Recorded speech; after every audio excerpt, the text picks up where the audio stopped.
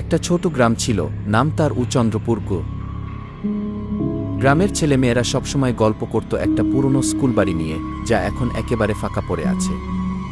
সবাই বলতো ওই স্কুল বাড়ির ভেতরে একটা ভূত আছে, সে নাকি রাতে ঘুরে বেড়ায়, আর যারাই সেখানে ঢোকে তারা নাকি বদলে যায়।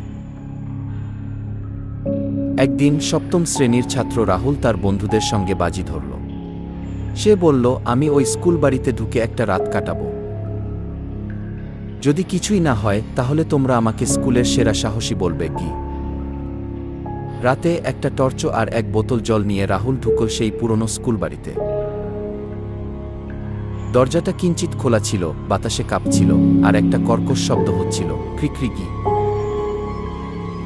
রাহুল ঢুকে দেখল মেঝেতে ধুলো জমে আছে, দেওয়ালে পুরনো পোস্টার ঝুলছে। হঠাৎ একটা ঘরের কোণে সে কিছু একটা উজ্জ্বল জিনিস পড়ে থাকতে দেখল। কাছে গিয়ে দেখে সেটা একটা সোনালি রঙের পেন্সিল। সেটা হাতে নিতেই হঠাৎ একটা ঠান্ডা বাতাস বয়ে গেল ঘর জুড়ে। সে ভাবল, অদ্ভুত কিছু নয়, হয়তো জানালা খোলা কি। রাহুল একটা পুরনো বেঞ্চে বসে সেই পেন্সিল দিয়ে নিজের ডায়েরিতে ছবি আঁকতে শুরু করল। সে আঁকল একটা ছোট ভূতের ছবি, মাথায় টুপি, হাতে লাঠি। হঠাৎ সেই আঁকা ছবিটা কাঁপতে শুরু করল, তারপর ডায়েরি থেকে উঠে দাঁড়িয়ে গেল। রাহুল হতবাক, এটা কি করে সম্ভব? এটা তো শুধু একটা আঁকা ছবি। ছোট ভূতটা বলল, ধন্যবাদ আমাকে জাগিয়ে তোলার জন্য। আমি এই পেন্সিলের অভিশপ্ত ভূত, আমার নাম টিপটিপ।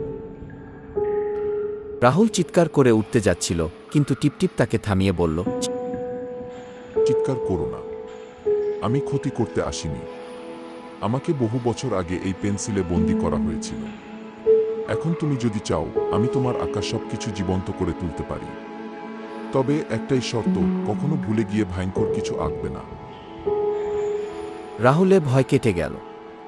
সে ভাবল, ওয়াও, এর মানে আমি যা খুশি আঁকতে পারবো, আর ও সব সত্যি হবে।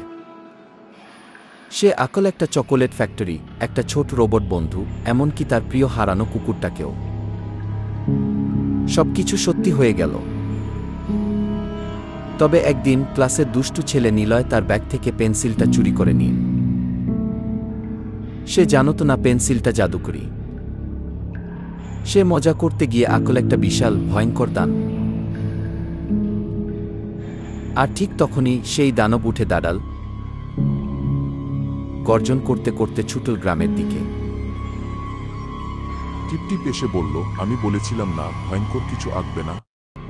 এখন আমাদের একসাথে ওই দানবকে থামাতে হবে কি? রাহুল, টিপটিপ এবং তার রোবট বন্ধু সবাই মিলে একসাথে এক নতুন ছবি আঁকল, একটা সাহসী রাক্ষস শিকারী যোদ্ধা। যোদ্ধা এসে সেই দানবের সঙ্গে যুদ্ধ করল এবং শেষমেশ তাকে হারিয়ে দিল। সব ঠিকঠাক হয়ে গেল, কিন্তু রাহুল বুঝল এমন শক্তি সাধারণ মানুষের হাতে থাকা উচিত না।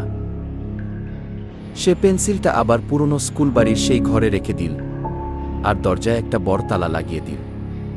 তখন থেকেই গ্রামের কেউ আর সেখানে ঢোকে না। তবে রাতে মাঝে মাঝে কেউ কেউ শুনতে পায় একটা খিলখিলে হাসি আর পেন্সিলের ঘষাঘষির শব্দ, টিক টিক টিক।